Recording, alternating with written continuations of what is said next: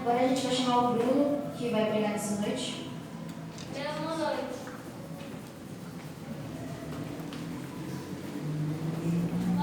Estenda suas mãos, vamos orar para a vida dele.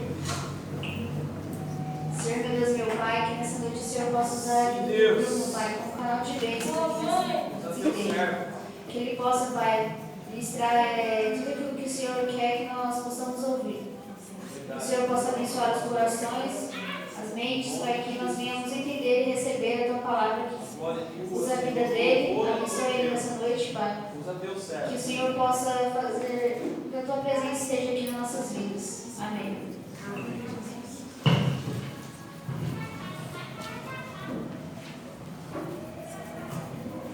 Graça e paz mais uma vez, né? Amém. Bem, antemão eu já quero agradecer. Primeiro França que está trazendo a água aqui. Também a todos os adolescentes, né, que participaram. A Kiesa também, que é nossa tesoureira. Todos aqueles que colaboraram, né? Pastor, todos aqueles que colaboraram, para que hoje a gente pudesse estar aqui e ver os adolescentes, né? Até mesmo com pouca idade, sendo usado nas mãos de Deus, né? É um privilégio, eu creio.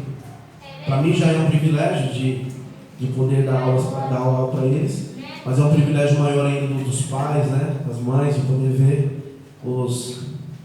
Ali está falando da minha casa. De poder ver os seus filhos aqui, né? Replicando aquilo que eles têm aprendido, não só na escola dominical, mas ao começar no celular, falar aqui de Deus, né? É muito bom, né? A gente vê o crescimento e o futuro, né? Eles são o futuro da igreja, são os adolescentes aí. Logo, logo serão os pastores, os diáconos, os presbíteros da igreja estarão assumindo o nosso lugar. Amém? Eu peço para que os irmãos, vocês possam abrir no livro de 1 Samuel. Nós vamos dar uma olhadinha no capítulo 3. Na verdade, a gente vai falar um pouquinho mais sobre o capítulo 3, mas a gente vai abrir realmente ali no capítulo 3 e nós vamos ler o versículo 10 somente. Tá bom? Deixa eu ver o fundo aqui.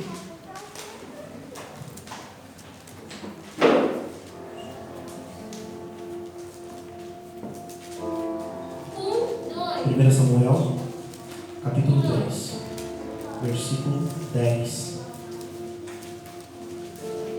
Uma exclusividade de vocês que estavam aqui na frente não estão ansiosos, eu também estou. A gente fica ansioso, não sabe onde pôr a mão. Mas é assim mesmo, né?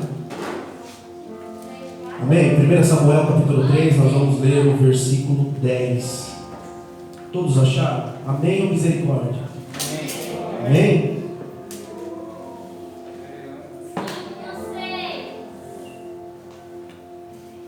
Diz assim, 1 Samuel capítulo 3, versículo 10. Então veio o Senhor e ali esteve, e chamou como das outras vezes, Samuel, Samuel. E este respondeu, fala porque teu servo te ouve. Vamos orar mais uma vez? Soberano Deus e eterno Pai, nós te agradecemos, ó Pai,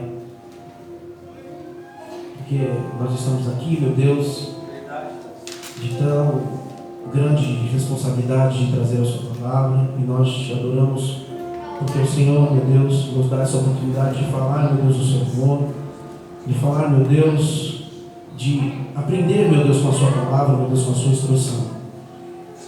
Meu Deus, eu peço para que cada coração, meu Deus, nesta noite venha ser aberto, cada mente, meu Deus, ela possa ser aberta pelo Espírito Santo de Deus, que não falte em nós, meu Deus, a luz na mente e o fogo no nosso coração, Pai amado, para que nós venhamos entender a sua palavra e sair daqui cheios, meu Deus, do teu poder, do teu Espírito Santo, Pai amado.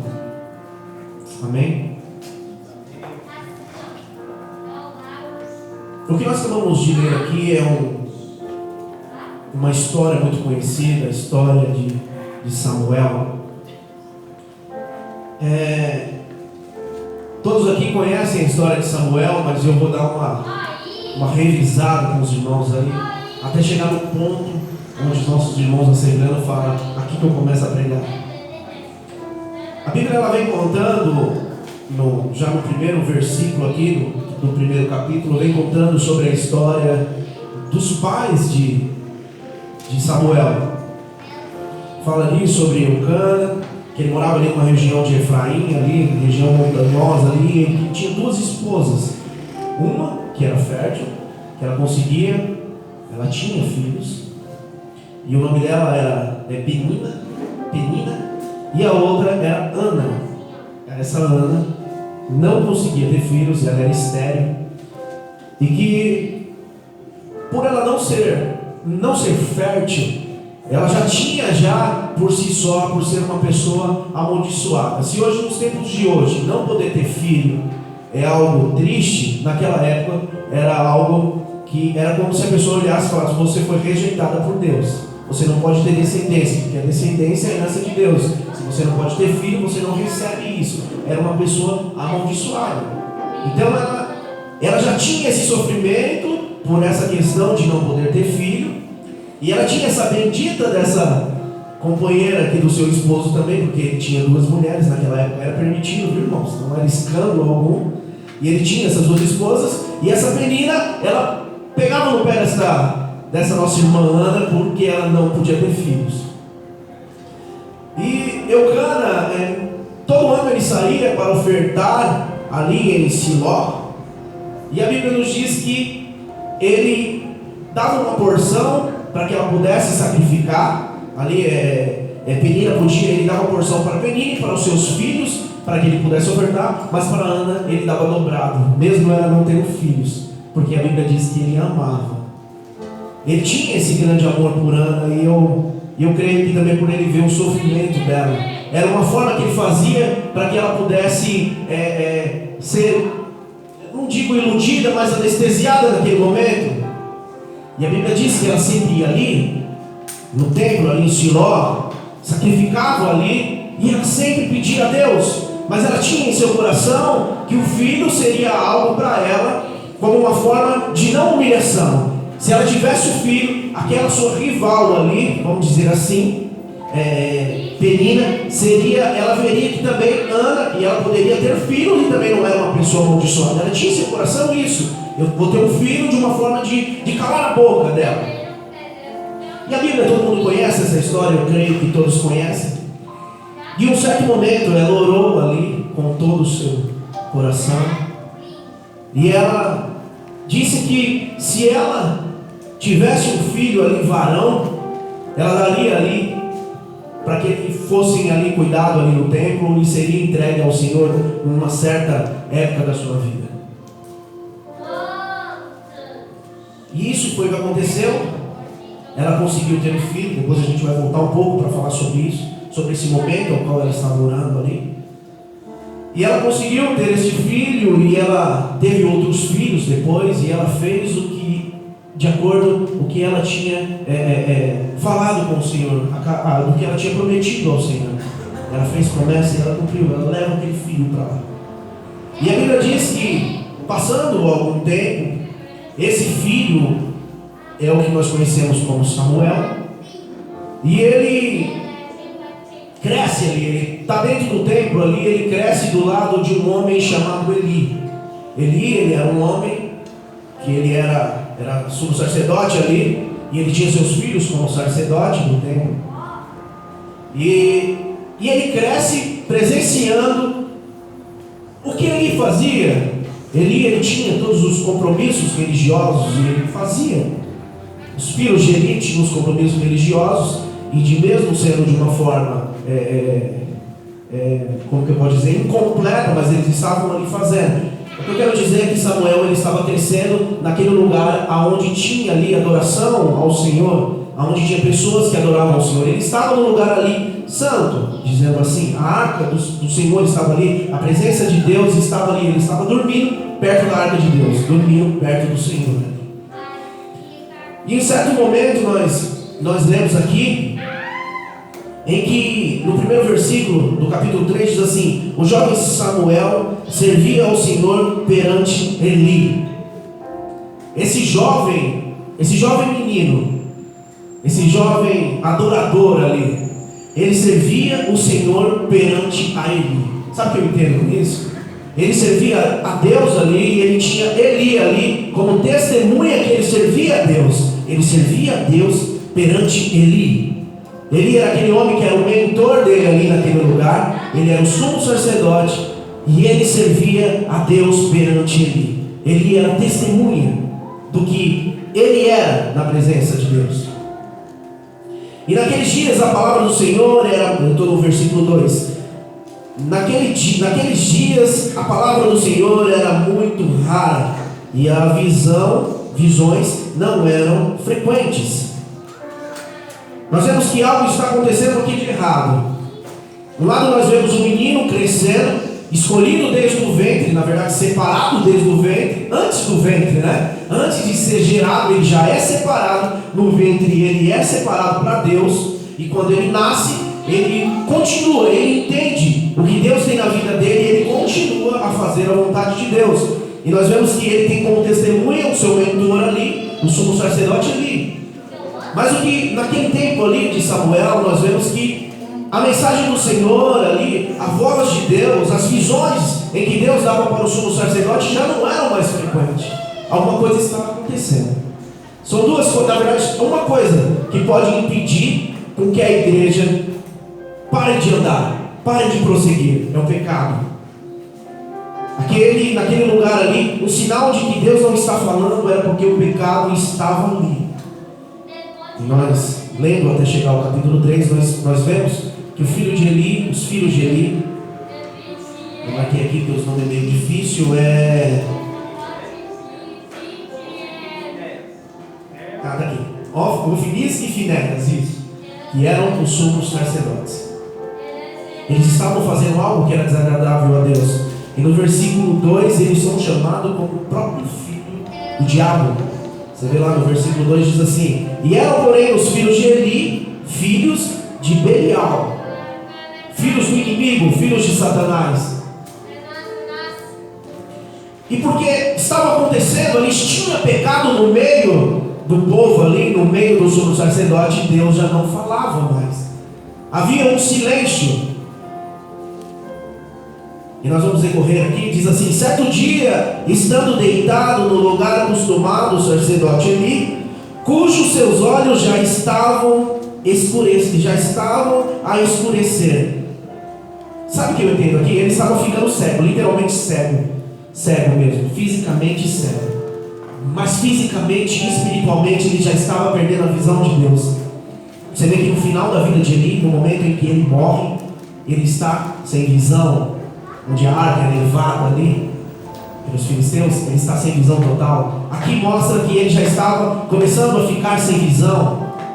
As visões de Deus começava, a frequência de Deus falar ali já era diminuída. E de uma forma de ser parecido, similar, a visão também carnal dele estava sendo diminuída a cada dia.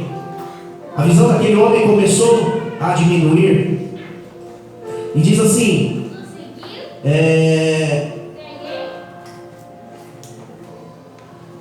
cujos olhos já estavam escurecendo, a ponto de não poder mais ver. E tendo-se deitado também Samuel no templo do Senhor, em que estava a arca, antes das lâmpadas de Deus se apagarem.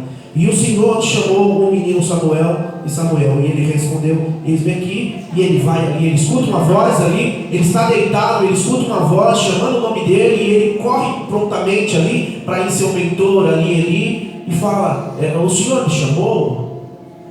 Nós sabemos que ali era Deus que estava falando com ele. Mas esse homem que já estava perdendo a visão, Deus não falava com ele. Deus começa a se relacionar com um adolescente, um jovem. Ele começa a se relacionar com o jovem porque ele já perdeu a visão. Você sabe o que eu entendo com isso? Depois eu vou ler aqui o que eu fiz, o ponto que eu achei que foi chato sobre isso. Mas eu entendo assim que não importa o tempo que você está dentro da igreja, não importa a função que você faz dentro da igreja, o que importa é a sua santidade com Deus. Aqui nós podemos ser muitas pessoas. Se eu colocar um terno aqui, eu posso virar um pastor para muitas pessoas. Mas Deus sabe do meu particular. é Ele que vai dizer o que eu sou. E aquele homem ali era um homem que vivia, literalmente, ele vivia dentro da casa do Senhor. Mas ele já não estava com o Senhor dentro de si. E Deus ele começa a se relacionar a algo totalmente que não era natural. Se começa a se relacionar naquele momento ali, porque tinha um sumo sacerdote, ele começa a se relacionar com uma criança, um menino. Sabe o que eu entendo também sobre isso? Sabe esses pequeninos a qual nós vemos? Muitos deles são cheios do Espírito Santo de Deus. Às vezes nós falamos, eu fui para o culto e não senti nada. Não senti Deus falando comigo, já faz um tempo que Deus não fala comigo. Mas às vezes nós vemos esses pequenos e Deus tem falado no coração deles. Eu lembro uma vez que o José Hilton falou, algumas vezes, né? Aconteceu sobre isso, e a Karina, ela estava chorando no momento da oração. Talvez nesse dia, eu não lembro se eu estava, mas talvez nesse dia eu não senti nada. Mas ela, pequenina, ela sentiu.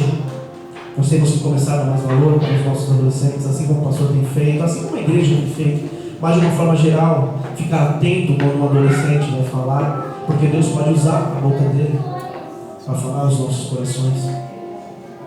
E ali este homem, que em certo ponto, lá atrás, quando ele vê a mãe de Samuel orando, para você ver um ponto que chega um homem que perde a visão de Deus.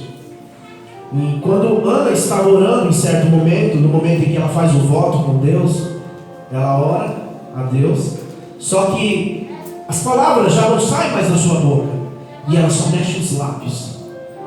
E ele olha, começa a observar ela, porque ela permanece muito tempo sentada, está bêbada. Ele perdeu a visão de Deus. Ele confunde uma mulher cheia do Espírito Santo, uma mulher que está tendo uma atividade com Deus ali, com uma pessoa bêbada. Alguém que estava na frente, não importa o cargo eclesiástico que você ocupa aqui, se você não se atentar à voz de Deus, você vai ficar para trás. Você vai ficar para trás. E aquele jovem, Deus começa a falar com ele, chama ele pela primeira vez, pela segunda vez, pela terceira vez, até o ponto do sacerdote, do mentor dele ali, ele percebe o que está acontecendo ali, ele fala, é Deus que está falando com ele. E ele já fica com uma pulga atrás da orelha, né? Se você é um sacerdote no lugar, Deus por 3 vezes chamando não menosprezando de forma nenhuma, mas você é o responsável, você é o líder ali, e Deus ele escolhe ali o menor ali, o mais novinho para falar por 3 vezes, e ele já ficou com uma pulga atrás da orelha. E ele fala que na próxima vez, que seria a 4ª vez, na próxima vez que Deus falar com você, ele diz assim, eis aqui, seu servo te escuta. E foi isso que ele fez. E Deus ele começa a dizer as coisas a qual ele já tinha dito para Eli a respeito da casa de Eli, que ele ia destruir a casa de Eli, não por uma forma de vingança, mas porque ele já tinha avisado o que ia acontecer. E você sabe o que me chama a atenção? Aqui, está aqui no versículo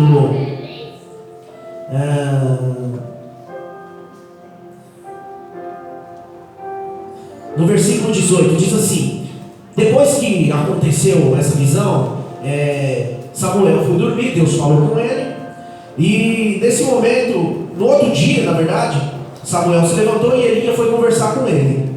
E Elia e Samuel ele fala tudo o que tinha acontecido na visão, e olha só a resposta desse homem perante o que Deus disse. Então Samuel lhe referiu tudo e nada lhe cobriu, e disse-lhe: é o Senhor, faça o que bem lhe prover. Naquele momento ali, Deus não desceu ali com destruição, era mais um aviso, ele usando ali uma criança. Preste atenção no que Deus tem falado. Ele deu mais uma oportunidade. Você pensa, a gente lê aqui no decorrer, parece que foi tudo em seguida, mas nós vemos que ali ele está perdendo a visão, e quando ele morre, ele já perdeu toda a visão, ele já estava mais velho, passou tempo. E mesmo assim, ele não se consertou. Sabe o que eu entendo com isso? É o que o pastor fala, a mente cauterizada. Fala do pecado, Deus faz o que Ele quiser. Deus é poderoso, Ele faz o que Ele quiser com a minha vida. Mas não volta atrás. Volta aonde você errou. Lembra-se. Volta para o caminho certo. Era mais uma chance, não era um decreto final. Não. Ele podia se ajoelhar naquele momento e dizer: Senhor, não faça isso. Chamava os filhos dele, falava: vem cá, vocês são sacerdotes, vocês são expulsos daqui. Ele tinha a oportunidade de fazer o que era certo. Deus, quando ele repreende, ele ainda dá um tempo para você. Quando ele fala: amanhã eu vou abrir sua sepultura, esse amanhã pode durar anos. Mas ele sabe que você não vai querer voltar atrás. Mas ele te avisa, ele te fala.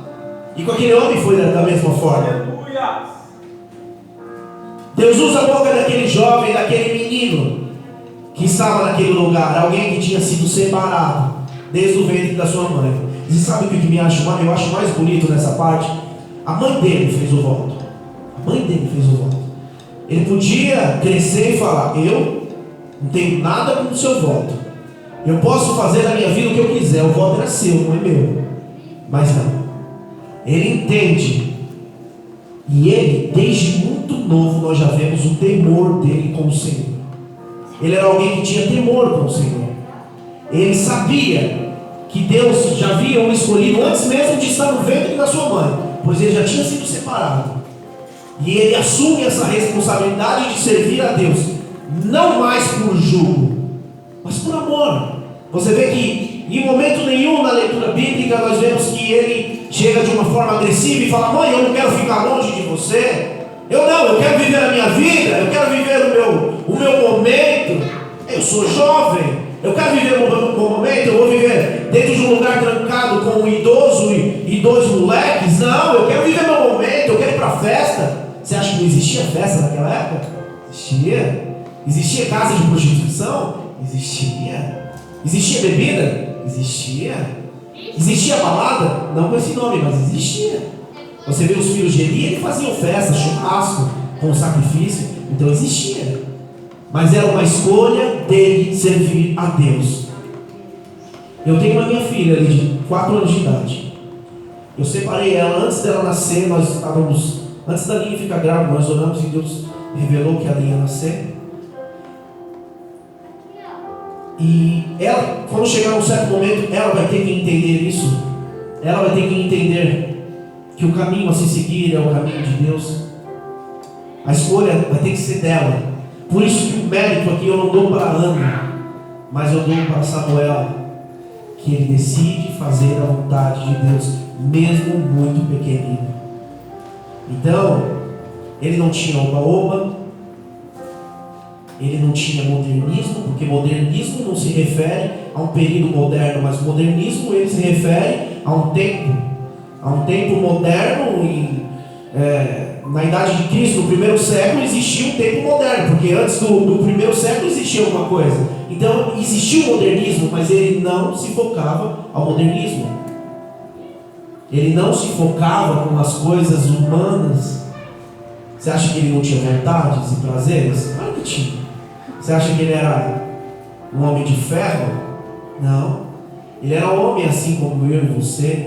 Passou pelas mesmas coisas, pelas mesmas lutas, pelas mesmas dificuldades, mas decidiu em seu coração servir a Deus com santidade, com responsabilidade e com amor. Eu não vou estender muito porque nós temos a parte do teatro, mas eu escrevi algo aqui que eu quero ler que serve para mim e serve para vocês. Diz assim: o que eu aprendo com essa história de Eli e Samuel é que não importa o tempo que nós estamos servindo ao Senhor, mas importa como servimos ao nosso Deus. Ele estava ali, a vida dele, praticamente a vida dele toda ali servindo a Deus. Teve os filhos dele e colocou os filhos na frente da vontade de Deus. Amou os filhos mais do que a Deus, vendo os seus erros e escondendo os seus erros. Deus falando: eu estou vendo. E ele ficava em silêncio, ou não fazia a vontade de Deus. Na verdade, não fazia a vontade de Deus. ou fingindo que não estava escutando, ou colocando seus filhos maior do que a vontade de Deus. E grande era o pecado dos seus filhos.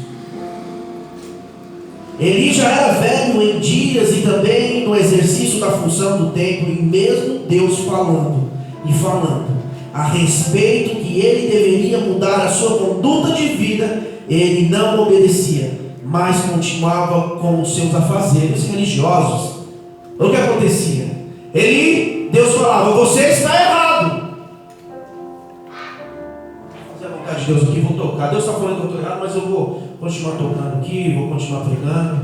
Tá bom, estou errado, mas estou continuando fazendo. Sabe o que ele fazia? Ele fazia isso. Ele continuava com a sua vida ministerial, mas a sua vida com Deus estava destruída. Deus estava corrigindo ele, mas ele não queria ouvir. Ele continuava sendo uma pessoa religiosa. Adorador é diferente. Adorador entende. Adorador está aqui para adorar. Religioso está aqui só para cumprir rito religioso.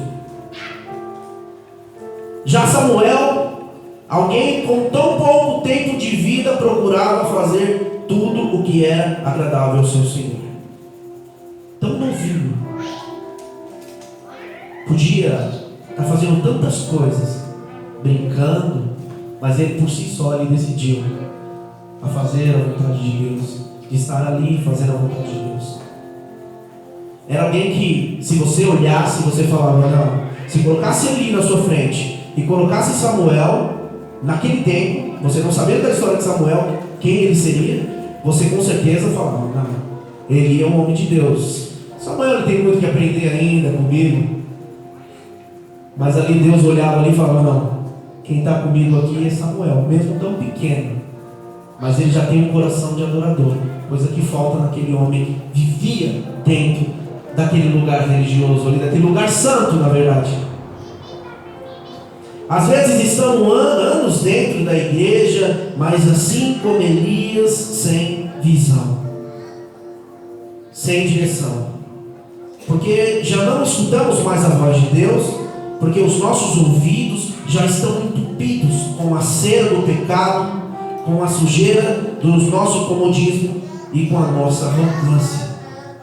Às vezes nós estamos tantos anos aqui dentro da igreja, mas a sujeira do nosso pecado já tem entupido os nossos ouvidos e nós não escutamos mais a voz de Deus. E falamos que Deus já não fala mais conosco. Deus estava continuando falando. Quem não estava escutando era Eli. Deus continuava se relacionando, como Deus se relaciona hoje ainda com os homens. Não está escutando a voz de Deus? Não estou. Está faltando santidade. Se dobra. Deus, Ele fala através da palavra, fala sim, mas Ele também fala aos nossos corações. Deus fala aos nossos corações, Deus nos adverte. Deus fala: ó, você está fazendo aquilo que está bom, melhor aqui, melhor ali. Se Ele não está falando algo que está acontecendo de errado, é bom analisar a vida, porque alguma brecha está aberta e o inimigo tem trabalhado nessa brecha. Isso agora é para os jovens. Jovens, ser usado por Deus, ouvir a voz de Deus, não depende da idade ou do tempo ministerial, mas sim da vida que vocês têm de santidade. Não pense que vocês vão precisar chegar a uma idade de tiozinho, assim como eu e o pastor, para começar a ter um relacionamento com Deus, porque isso começa desde novinho. No momento em que o Espírito Santo de Deus ele move isso em nossos corações, nós começamos a se relacionar com Deus, e não importa a idade, de falar: quando eu estiver mais velho, eu decido. Não. Faça a sua escolha ainda hoje, porque você não sabe até quando você vai estar na terra, qual é a oportunidade de tempo que vocês vão ter. É fácil você julgar a sua vida, 12, 13, 15, 16 anos, julgar com uma pessoa que viveu 200, no passado 200, mas que viveu aí há 100 anos, como Ernesto Ninho, que viveu até 103, né? 102 anos, Oscar Niemeyer, que viveu até 103 anos, mas quem me garante que nós viveremos essa idade? Talvez, nas contas de Deus, é 20 anos e acabou, e aí? A nossa escolha tem que ser hoje, já. Eu decido te servir, eu decido fazer a sua vontade, para que nós venhamos a ter um relacionamento com Deus. E isso é através da santidade e da oração, mas tudo começa pela santidade. Samuel era jovem sim, mas desde o ventre da sua mãe foi separado, e quando nasceu optou servir a Deus com todo o seu ser, com toda a sua força. Aqueles que não nasceram em um lar evangélico, tenha certeza em seu coração, desde o ventre da sua mãe, Deus já escolheu vocês. Vocês são separados. Eu não nasci em um lar evangélico, de um lar cristão, mas eu creio que desde o ventre da minha mãe, Deus já cuidava de mim e já tinha propósitos com a minha vida. E assim também é com a vida de vocês. Mas cabe, como eu falei, nós fazemos a escolha de servir a este Deus, não de uma forma religiosa, mas de adoração e santidade ao Senhor. Samuel não foi reconhecido por Deus porque ele morava no templo, mas porque ele entendeu que ele era o templo e que ele servia a um Deus santo, justo e fiel. Ele estava dentro daquele templo, ele estava dentro daquele lugar, mas aquele lugar estava dentro dele também, o que não acontecia com ele. Ele estava em um lugar santo e entendia que ele precisava ser santo. E aquele homem tão velho, tanto tempo ali, talvez ele tenha tido um começo tão bom. Eu creio assim que ele começou tão bem, mas no final da sua vida ele declinou. O importante não é como você começa, mas é como você termina.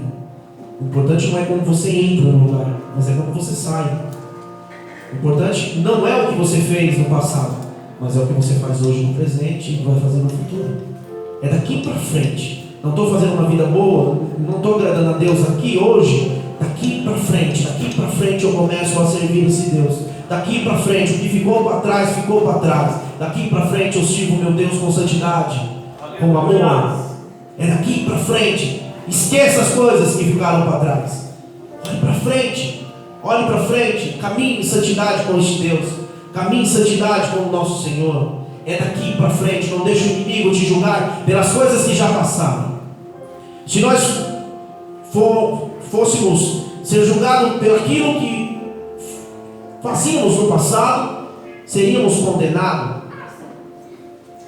Não que o que fazemos hoje é agradável ao Senhor totalmente, mas a nossa vida, ela houve uma mudança. Nós estamos num processo de santidade. A cada dia nós procuramos a fazer o que é agradável ao nosso Senhor. Continuamos errando? Sim, mas agora não mais conformados com o pecado, mas caminhando a cada dia e falar: Senhor, o que eu fiz ontem eu não quero fazer hoje. E vou indo para frente, indo para frente. Tem hora que cai, mas levanta, sacode a poeira e bora. Vamos para frente. Vocês são a nova geração de adoradores. Cabe a vocês a responsabilidade de servir a Deus, assim como Samuel. A responsabilidade não é exclusivamente de vocês, mas é minha também. Eu estou vivo, todos nós. É responsabilidade dos pais, é responsabilidade dos líderes. Toda a diretoria da igreja tem essa responsabilidade, e vocês também têm essa responsabilidade. Nós temos a responsabilidade que o nosso lar está passando isso aos nossos filhos, como igreja, está passando para os nossos liderados, receber isso dos nossos líderes e ele receber isso da parte de Deus, para que a cada dia venhamos a caminhar em santidade. A palavra-chave é santidade. Se não houver santidade, você não vai ver a Deus. É necessário. E a santidade, ela não começa em certa época da nossa vida. Ela não começa a partir dos 30, a partir dos 20. Ela começa no momento em que você entende que o Espírito Santo, ele toca em seu coração, que você deve caminhar com Deus. A partir daí, e eu creio que isso já aconteceu com vocês adolescentes, não somente exclusivo da nossa igreja, mas a todos que estão visitando. E se ainda não aconteceu, isso hoje. É daqui para frente. Santidade, daqui para frente. Esqueça as coisas que ficaram no passado. Daqui para frente, caminhando em santidade. para que venhamos a ter um relacionamento com Deus daqui para frente. Amém? Esses são os nossos adolescentes. Eu vou pedir para que vocês venham, já vão estar na parte já preparando a peça. E assim, todos aqueles que estão visitando a gente também, é daqui para frente. Tem dificuldade? Todos nós temos. Coloca o joelho no chão, adora o seu Deus, busque nele a força, o refúgio, o fôlego para continuar. Você acha que Samuel não passou por dificuldades e por lutas? Passou. Mas Deus continuou ali o abençoando, porque eu tenho certeza que em todos os momentos ali de fraqueza ele dobrou os seus joelhos, não importando a sua idade, adorando a Deus e pedindo perdão dos seus erros. Ele não era um super-homem, ele não era Jesus Cristo, ele tinha erros, assim como Davi tinha erros e foi um homem conhecido segundo o coração de Deus. Samuel também tinha erros, mas ele optou a fazer a vontade de Deus. Amém? Essa foi a palavra que o Senhor colocou no meu coração. Eu quero estar orando com a igreja para que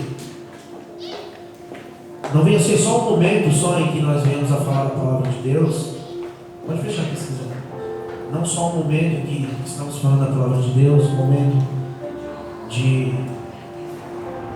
culto somente ali em que nós estamos, um momento em que nós nos encontramos e nós falamos sobre a palavra de Deus, mas não, que isso ela venha estar produzindo em nossos corações mudança, santidade, nós venhamos a ser advertidos como fomos nessa noite, para que venhamos a melhorar a todos os dias e se lembrar, não adianta ter 30, 40, 50, 60 anos de igreja, se não houver mudança e continuação dessa mudança na sua vida, você vai se deixar para trás. E eu falo com tristeza, mas muitos do que escutam a palavra do Senhor, muitos ficarão para trás. Muitos, com tristeza eu digo que às vezes até no meio de nós, muitos escutaram a palavra do Senhor, mas não vão aceitar essa palavra, e essa semente ela não vai germinar. Mas eu quero orar nessa noite para que, assim como Deus alertou ali a Eli, e ele teve a oportunidade de voltar atrás, para que o Senhor venha tocar no coração de cada um de nós a voltar ao caminho certo, ao caminho ao qual nós devemos andar, ao caminho ao qual nós devemos estar sempre. Amém? Vamos orar? Soberano Deus e eterno Pai, nós te glorificamos, nós te adoramos, ó Pai, porque Tu és um Deus maravilhoso. E nós te adoramos, ó Pai, porque nós vemos que o Senhor se relaciona, meu Deus, com homens, com mulheres, meu Deus, mesmo com defeitos, ó Pai. O Senhor fala por sua imensa misericórdia.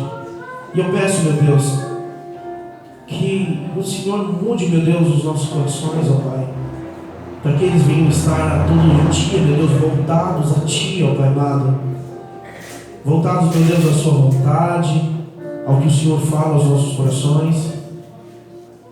E se nós não estamos escutando mais a Sua voz, que o Senhor venha estar nos ajudando, meu Deus, ó Pai, para que venhamos a caminhar em santidade, ó Pai amado, a cada dia, meu Deus, de uma forma que Te agrada, Pai amado, porque é inútil, meu Deus, vir a este lugar e cultuar a Ti se o Senhor não estiver conosco, ó Pai. Meu Deus, em nome de Jesus, ó Pai, que essa palavra ela venha germinar, meu Deus, no coração de cada pessoa que esteve aqui nesta noite, e que nós venhamos, ó Pai amado, a sempre se lembrar, meu Deus, que o Senhor é santo, e é importante que nós venhamos a Te adorar em santidade, ó Pai amado. Em nome santo de Jesus eu Te agradeço por esse momento. Amém.